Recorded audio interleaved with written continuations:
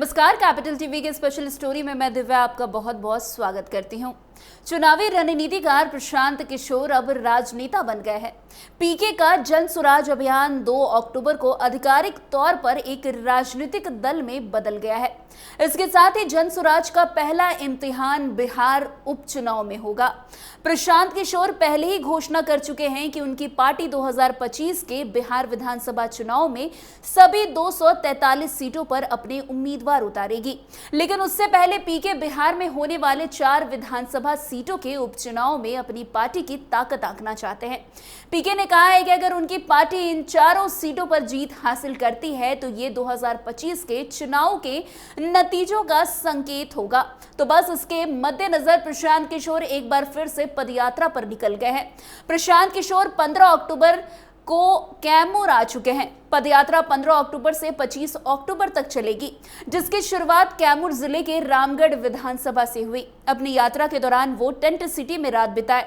उनके आगमन से पहले ही रामगढ़ विधानसभा के दुर्गावती प्रखंड स्थित कालेश्वरी धाम परिसर में कैंप लगा दिया गया।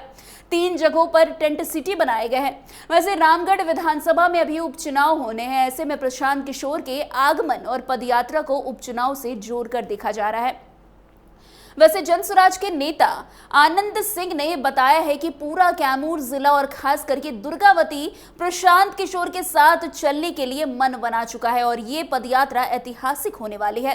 रामगढ़ विधानसभा में 3 जगह टेंट लगाया गया है। पहले दुर्गावती, दूसरा देवहलिया और तीसरा नुआन में बनाया जा रहा है। खैर, प्रशांत किशोर की इस यात्रा को लेकर आनंद सिंह ने क्या कुछ कहा, आप खुद सुनिए इस वीडियो में। पदयात्रा को लेकर पूरे दुर्गावती के लोगों ने इकट्ठा होकर मन बनाया है कि यह पदयात्रा बिहार के लिए ऐतिहासिक पदयात्रा होगी। अगर प्रशांत किशोर जी का समय निश्चित जो हुआ है, अगर आज रातों रात कन्फर्म हो जाता है तो बिहार की ऐतिहासिक पदयात्रा होगी। एक खूबसूरत टेंट बनाया गया है, क्या इसमें उनका ठहराव होगा? जी हाँ, उनका ठहराव, हाँ, उनका ठहराव पूरे ज़िला में यही होगा। पदयात्रा कहीं करेंगे, हालांकि शुरुआत दुर्गावती से करेंगे, लेकिन उनके ठहरने के लिए ये टेंट बना हुआ है। और मैं बता दूं, रामगढ़ विधानसभा में 3 जगह बना हुआ है, उनका टेंट लगा हुआ है। एक दुर्गावती प्रखंड में जहां हम लोग हैं, और एक रामगढ़ में जहोलिया के सामने है, और एक नुआ में लग रहा है। आपने सुना कि किस तरीके से आनंद सिंह ने इस पदयात्रा की जानकारी दी है। उनका साफ कहना है कि प्रशांत किशोर कहीं भी यात्रा करेंगे, लेकिन उनका ठहराव जो है वो कैमूर में ही होने वाला है। बता दें कि पूरे देश में 23 सीटों के उपचुनाव की तारीखों का ऐलान आज इलेक्शन कमीशन ने कर दिया है। बिहार में चुनाव आयोग के मुताबिक 4 सीटों तरारी, रामगढ़ और बेलागंज और इमामगंज पर 13 नवंबर को उपचुनाव होगा।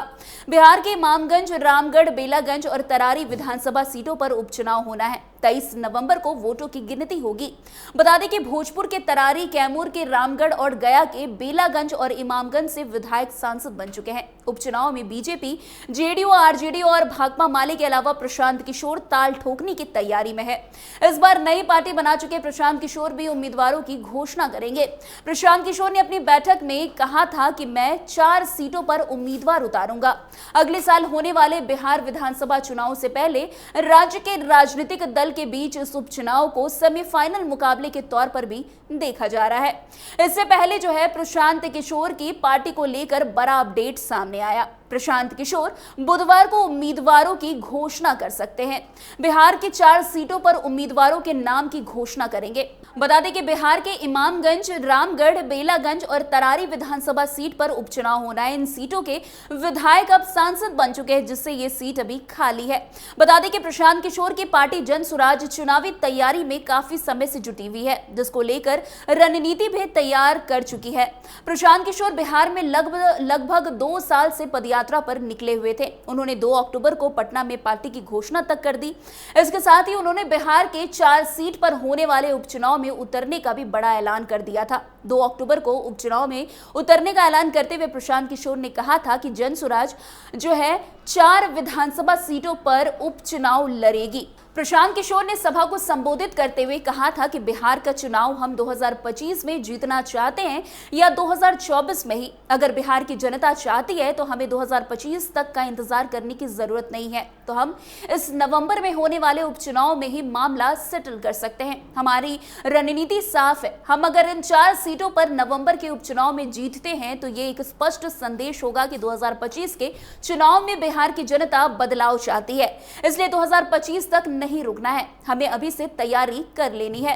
वैसे प्रशांत किशोर के लिए ये उपचुनाव 2025 के लिए सेमीफाइनल के रूप में देखा जा रहा है। ऐसे में सवाल है कि जनसुराज की ओर से उपचुनाव में किसे मौका दिया जाएगा? क्या जातीय समीकरण के आधार पर टिकट दिए जाएंगे?